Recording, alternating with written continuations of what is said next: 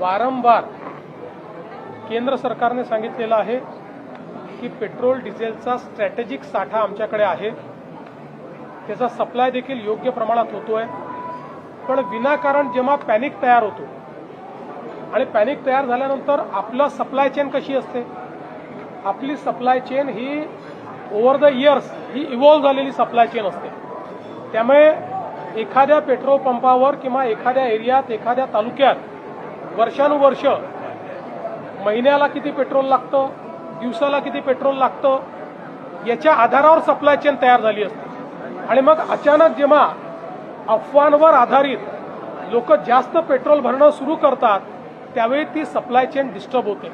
याचा अर्थ साठा कमी असं नाही आहे, तर अशा प्रकारच्या पॅनिकने उदाहरणादाखल आपल्याला माहिती आहे की एखाद्या बँकेमध्ये जर लोकांनी एकाच दिवशी पैसे काढणं सुरू केलं तर ती बँक पैसे देऊ शकत नाही, कारण त्यांचे पैसे डिप्लॉयड असतात।